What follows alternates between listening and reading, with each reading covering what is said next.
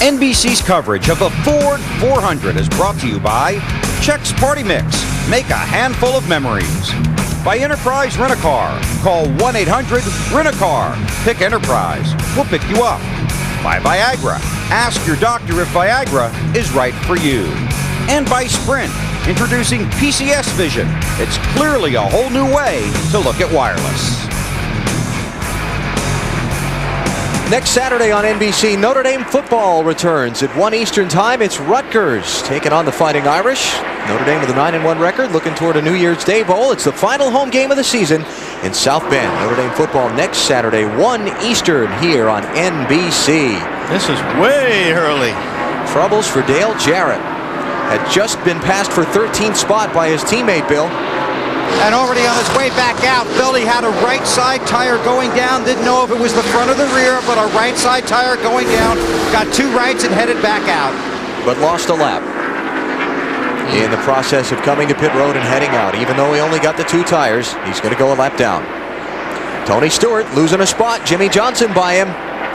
He lost 7th to Michael Waltrip during the break. That's Johnson taking 8th from the championship leader, while Mark Martin continues his charge toward the front. That's 22nd place he just took from Jason Leffler. How about the distance there? 9th to 22nd. Still not enough. Obviously, Tony very comfortably in the championship lead at this point, but his car not as good as he thought it would be, obviously. He still has visions of winning this race. And certainly he wants to win the NASCAR championship, but he wants to also win the race in that 20 car. But so does Mark Martin. And you can see how Tony has increased the lead by being that many positions in front of Mark. But a long way to go. Yes, we have only started. Matt Kenseth, last week's winner at Phoenix, racing Rusty Wallace for the 11th spot.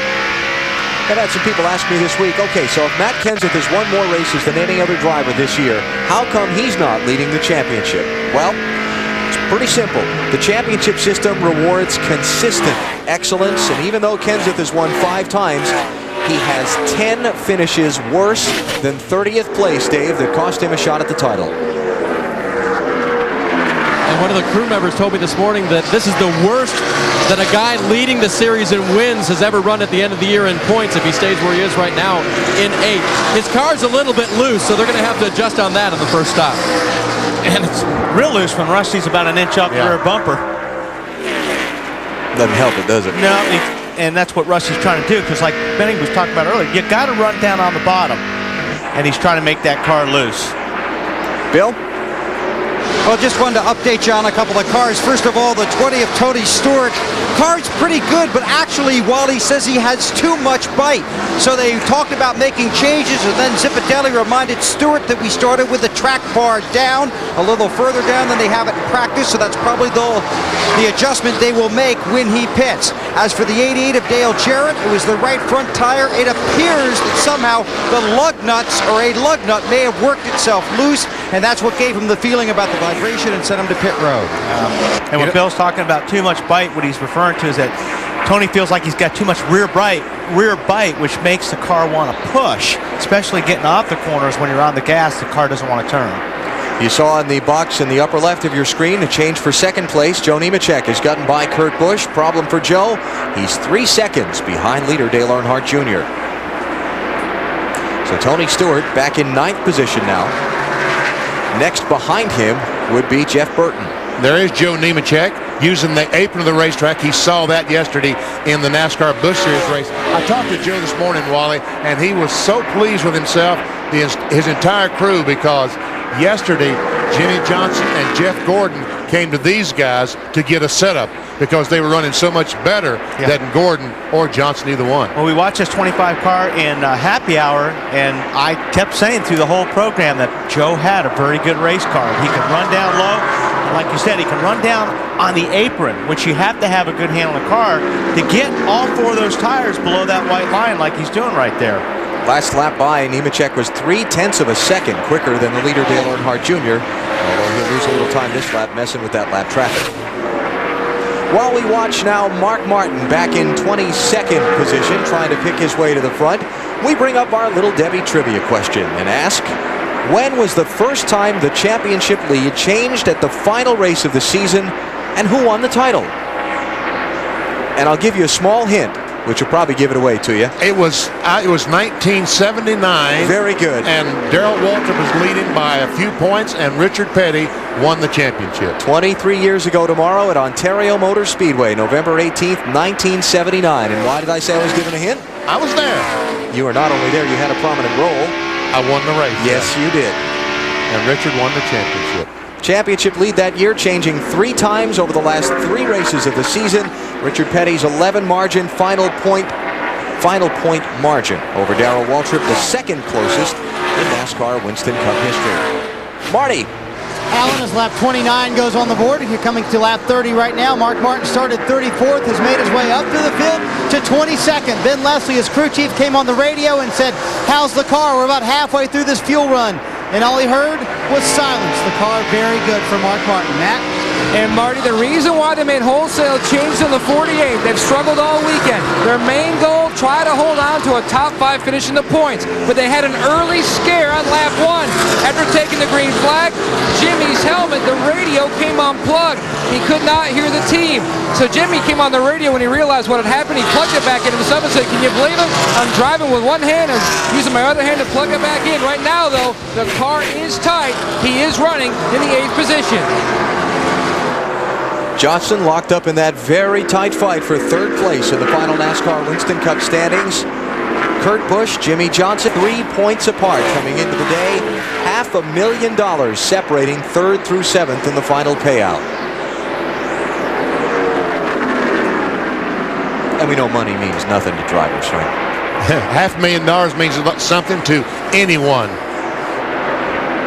You're just, yeah. Wally's just you grinning. got that grin on my face. Wally's just grinning over here. He said, "Yeah, right." We know you'd race for nothing, but We like racing for money. yes, you do. Jimmy Johnson also, go ahead. I say we race for nothing, getting back to and from the hotel every night. We don't get paid anything for that. I have no comment. Except to say that I'm not in your car. Kurt Busch running in 3rd.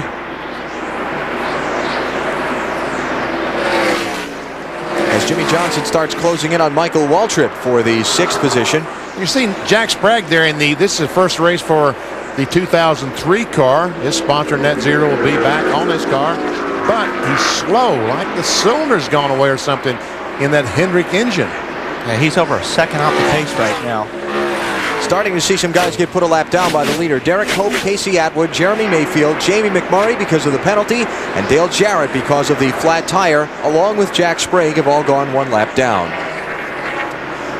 33, now 34 laps complete. Dale Earnhardt Jr. is pacing the Ford 400 at Homestead. You're watching NASCAR on NBC. Here is our Wendy's race menu. I know this is the last race of the season, but it's not the end of our racing coverage. The NASCAR Busch Series Awards ceremony on December 6th at 3 Eastern Time on TNT as Greg Biffle is crowned champion. And then on December 6th at 8 p.m. Eastern, live from New York, the NASCAR Winston Cup Awards ceremony. They've got some great things planned for the evening. Hope you'll be with us Friday, December 6th on TNT. The lead is Dale Earnhardt Jr.'s, but the advantage that he had of some 3 seconds a little while ago has been chopped by about 2/3. Jimmy Spencer, the 41 car, loses another spot to Jimmy Johnson in 48. That is the 5th position. So Johnson moving up. Let's check on our championship leaders. Tony Stewart has fallen back to 10th place. Rusty Wallace has passed him, and now Jeff Burton is working him over. The 21st position. Look at him all the way down on the apron. On the exit, he's using the apron coming off the corner. Mark Martin radio traffic about his car's performance a moment ago. It's pushing pretty bad, middle and off. Sits too flat with those shocks and don't roll over. See, he's trying to... All my times every lap. I'm moving around out here. See, he's moving around, using that apron, trying to find somewhere around the racetrack that's a little bit faster. And the way he knows that is not only by how the car feels, but those lap times that he wants crew chief Ben Leslie to call out to him. He's going to be in the grass, Wally. Yeah. He keeps going. But, you know, if the car is pushing, especially from the middle off, he's trying to get down as low as he can, so he's got more racetrack to deal with when he gets off the corner. As well as when you get on an apron, sometimes right there it'll loosen the car up a little bit, and it'll help you turn. Everybody's running down there. Let's check out 8th and 9th positions. Bill Elliott, the defending winner of this race. Trying to hold off Rusty Wallace. Got Michael Waltrip right in front of them. He's in 7th. Board with Rusty Wallace and see what kind of RPM. I watch the RPM, you watch the mile per hour. How's that? You know, one thing I noticed right there, I'm not seeing a lot of this aero push that we've, you know, you usually see a lot of it here, but right there, Rusty ran right on the back of the 9th car and stayed with it. 9,000, 92, 92, almost 9,300, trying to pass Bill Elliott. And here's a battle for the lead. Joe Nemechek has been hunting Dale Earnhardt Jr. down, and he's got the top spot. Joe Nemechek has won 3 NASCAR Busch Series races at this track, and he's taken the lead in the Winston Cup event here. You know, Rick Hendrick should have given him this ride about 6 months ago. He got the ride this week, and look what happened. He's up front already. Yeah. Nemechek, whose season has been somewhat dreadful for a good chunk of it. 10 races he failed to finish, but came on strong in the latter part of the season. Hooked up with new crew chief Peter Suspenzo, who came over from, remember, the 12 Winston Cup team, a former Penske operation. Finished 2nd at Atlanta mid-October. And they have it all together with this 25 car in the closing weeks of the season. There's Martha Nemechek. You know she's happy. Seeing Joe leading a NASCAR Winston Cup race at Homestead in the state of Florida, where Joe grew up. Yep, Lakeland is his hometown. So Nemechek, the 3rd different leader of the race. Kurt Busch led the opening 10 laps. Earnhardt Jr. for 33. Now Joe Nemechek is out in front. And that is 32nd place, Robbie Gordon. He is putting the lap down. Long green flag run here. And, you know, that's another point we need to bring up. We talked about some of these guys whose cars are not handling to their satisfaction. We don't get a lot of cautions at this racetrack, and your opportunities for caution flag pit stops are going to be few. Now, Robbie's car looked like it's got a big push problem there. As you watch his car go down into the corner, you just see the car slide up the racetrack, and he can't get out of the gas. See right there?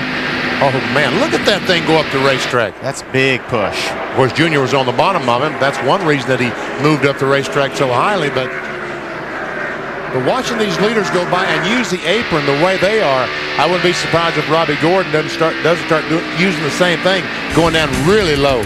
Got green flag pit stops coming up in about another 15 laps around, so we'll take a break and come back for those.